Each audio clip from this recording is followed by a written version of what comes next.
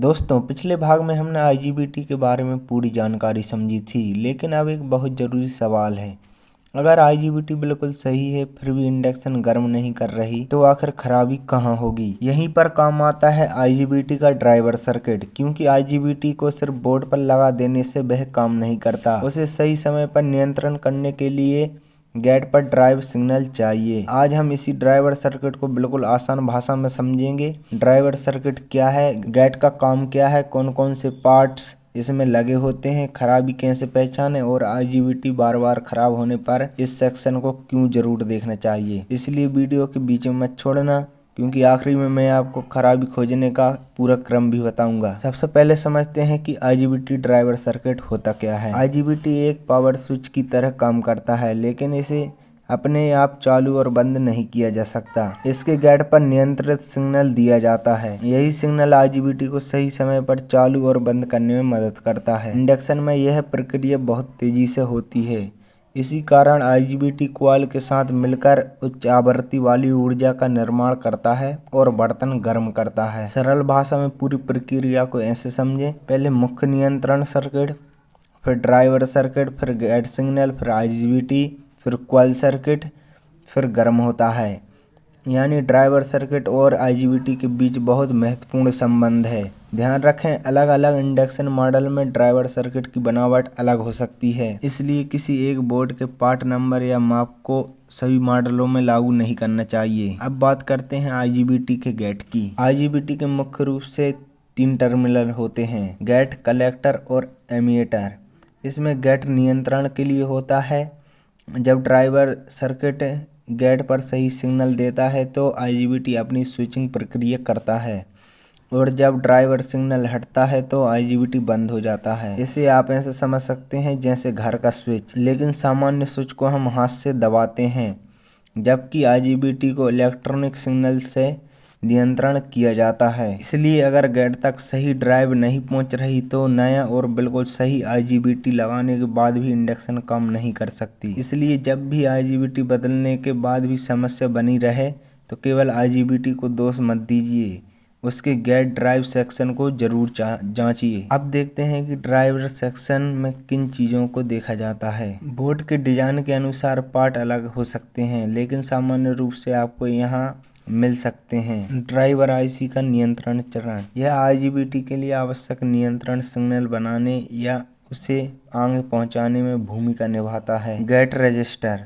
यह gate drive के रास्ते में लगा हो सकता है और गेट की चार्जिंग तथा डिस्चार्जिंग को नियंत्रण करने में मदद करता है। डायोड, कुछ डिजाइन में डायोड का उपयोग गेट के चालू और बंद होने की प्रक्रिया को अलग अलग नियंत्रण करने के लिए किया जाता है। छोटा कैपेसिटर और रजिस्टर, ये ड्राइव सिग्नल को सही तरीके से काम करने और नियंत्रण सर्किट में उपयोगी हो सकते हैं। आईजीबीटी के आसपास का सुरक्षा सर्किट, कुछ बोर्ड में अतिरिक्त सुरक्षा और क्लैंपिंग व्यवस्था भी होती है। याद रखिए, किसी भी पार्ट को देखकर तुरंत खराब घोषित नहीं करना चाहिए। पहले सर्किट को समझें, फिर माप तथा सर्किट के अनुसार जांच करें। अब आता है सबसे काम का हिस्सा।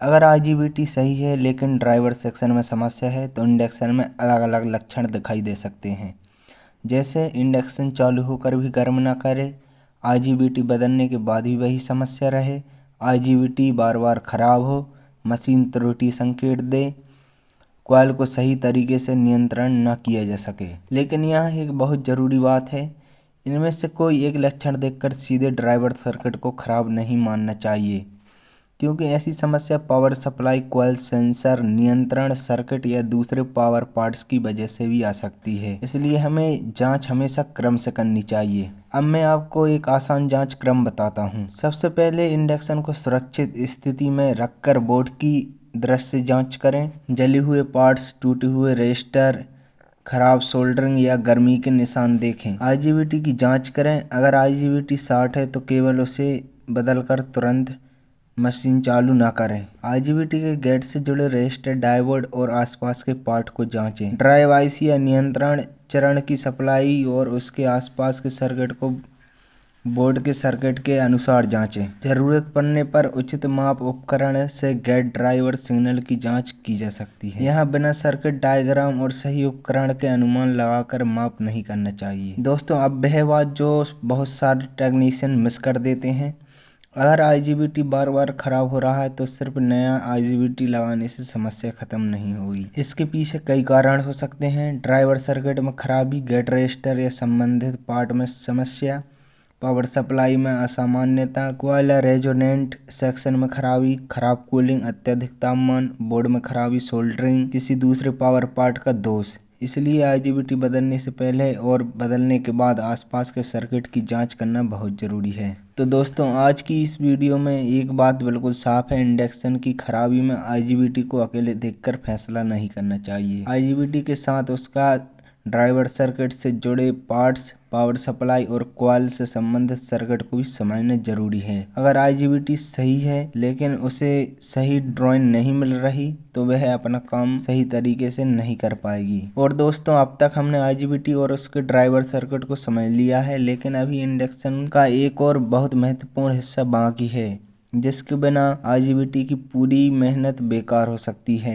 वह है कॉइल और रेजोनेंट सर्किट। अगले पार्ट में हम समझेंगे कि कॉइल के साथ कैपेसिटर मिलकर कैसे काम करते हैं, रेजोनेंट सर्किट क्या होता है और इसे खराबी आने पर इंडक्शन गर्म क्यों नहीं करती। अगर आप इंडक्शन रिपेयरिंग को शुरुआत से लेकर पूरी तरह समझना चाहते हैं तो इस सीरीज को क्रम से जरूर देखिए। वीडियो अच्छी लगी तो लाइक करें और चैनल को सब्सक्राइब करें और नीचे कमेंट में लिखें पार्ट 5। तो मिलते हैं अगली वीडियो में दोस्तों, धन्यवाद।